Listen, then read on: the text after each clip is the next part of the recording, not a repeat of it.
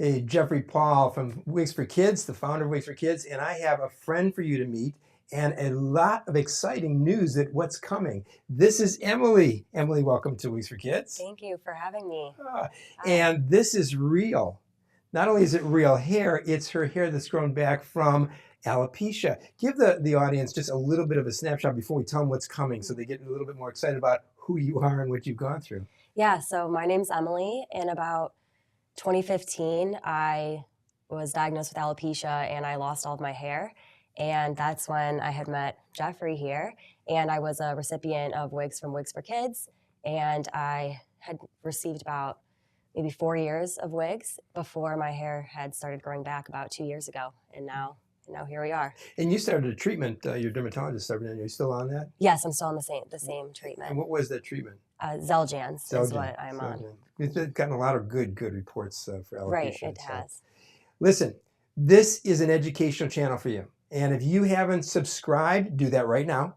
If you haven't hit the bell so that you're notified, because every week we're going to bring a topic of education, how-to interviews. We're going to bring you a second viewing on a Q&A. Your questions to us, because from Emily's experience, she's been where you've been as a recipient. And the relationship of her being a part of my co-host team and the aspect of bringing thoughts from you into action. I want to sit here and show them how to go to bed with their hairpiece if they need to. Yes. And you did a whole series for us, which was really kind of the stimulus of this entire YouTube channel. Tell us about how I called you up and said, can you come up with 10 ideas of doing the how-tos for a kid with Wigs for Kids? Yeah, so you had called me about doing this video series and had suggested maybe coming up with tips from someone like me who's gone through wearing a wig for so many years. Mm-hmm. And yeah, you said come up with maybe 10 ideas or so. And it was definitely not very hard because I had so many things that I wanted to share with everyone.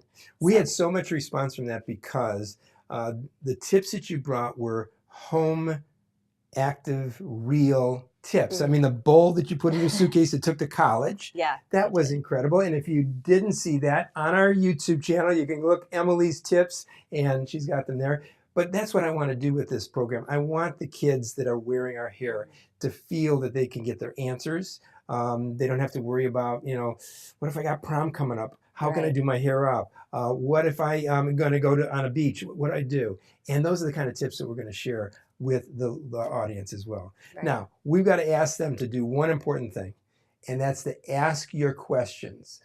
Ask them to ask their questions. Please ask questions, please. I can answer them all. Hopefully. That's right. And we'll find those answers, right? Yes. So ask questions. Any questions, put them right down below here. We'll filter those. We'll go through them. And then the second segment of every week will be the relationship of the answers to those questions, either demonstration or, answer you and know what to do with it. Mm-hmm. Even things like you brought to the table, and just reminded me just a moment before we close, is that you had found going to college because you had this situation of alopecia, you were able to get some help and support. Yes. Tell them just a moment about that, because that's kind of what we want to really be sure they hear. Yeah, so I was pretty nervous about going to college because I felt super vulnerable without wearing my hairpiece, and I was kind of tossed into this dorm room situation.